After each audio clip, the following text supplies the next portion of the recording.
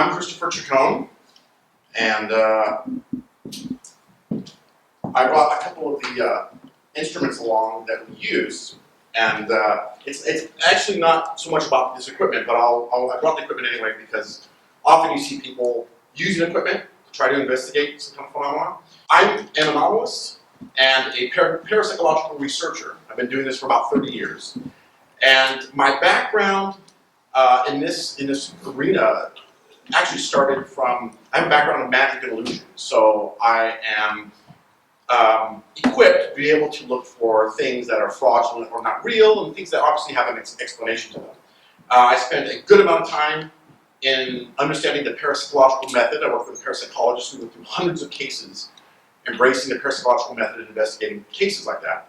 And then after that, I spent another dozen years with a scientific firm, and that's where I learned to become an anomalist. And anomalistics is a very scientific way of assessing anomalies. An anomaly is everything under the umbrella that's considered paranormal, supernatural. Ghosts, poltergeists, demonic possessions, witchcraft, magic, strange creatures, UFOs, all these things that are considered extraordinary are anomalies. And as a scientific team, we went out to investigate these. As a scientific team, 70 to 80% of those cases we found rational explanations. There were other explanations for them. But there was a 20 to 30% that we just could not explain. Even with state-of-the-art technology that was involved, these phenomena defied the laws of nature and physics. I've been spending basically the last 12, 13 years as a private consultant. I go all over the world. I'm brought in to assess some kind of phenomena that's happening. If it's an exorcist with an archdiocese doing an exorcism and something's happening that is not supposed to happen, they would bring me in to get my feedback from an anomalist standpoint, from a parapsychological standpoint. Now, going on to this equipment, basically what this equipment does is it monitors the environment. And I think years ago on television when I showed some of this equipment, I think people got the wrong impression and they thought, like, this is a electromagnetic field monitor. It monitors like magnetic fields, electric fields in the environment.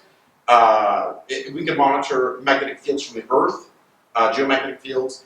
And I think someone along the lines someone thought that, well, these ghosts or poltergeist phenomena produce magnetic fields, and that's not the concept at all. Actually, what we're doing with all this equipment is we're monitoring the environment. And if you think of it, the environment a lot like, let's say it's a beach, okay? And we're there to look at the footprints left behind of somebody who walked along that beach. What this equipment is doing is looking at the environment to see how this phenomenon displaces it. How does it alter it? This right here looks at, it's a multiplying ion chamber survey meter. It looks at cosmic rays, background radiation. Background radiation is always supposed to be there. It was there since the existence of Earth.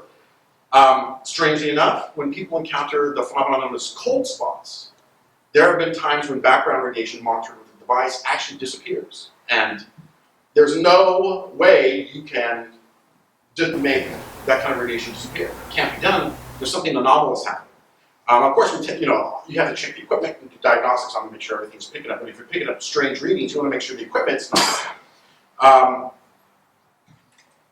The other device, this one basically, if something's moving, let's say a door moves in the environment, this device can basically read temperature variations on moving objects in locations I've been to. If you see footprints, and you're able to see it with this device here, which is thermography. It shows the temperature in the room like that. It shows that light bulb there, very hot. And the thing shows the ambient area as Celsius right there. It's about 27 degrees around it. But if it hit the center of the bulb, it's going to rise really quickly because of the temperature there. Let's say we see on this device very, very cold footprints going through a house, which I haven't encountered before. This device, you can aim it at the footprints and give you exact temperature, and you can aim it at other things to try to figure out and rule out explanations for it.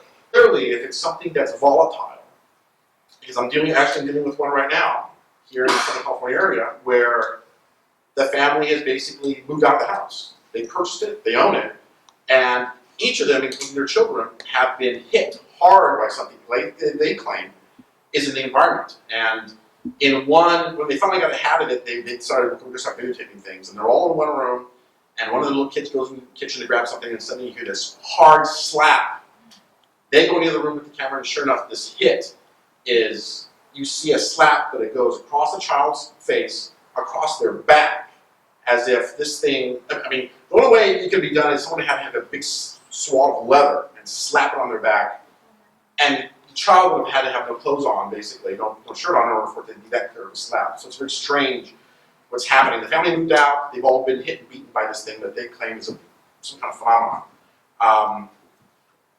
Initially, right now, again, it's an early case. They've discovered in the basement, people before them, markings as if they were into some kind of cult witchcraft. So, of course, everyone wants to go that direction. Just in the same way, people say, and they ask, were they playing with a Ouija board? And some of the phenomena is there. Not that the two have anything to do with each other. When there's something that volatile, immediately I say, just get out. It's just like any domestic violence situation. If you're hit, it's just kind of use the alarm, you get out of the situation, you don't stay there any longer.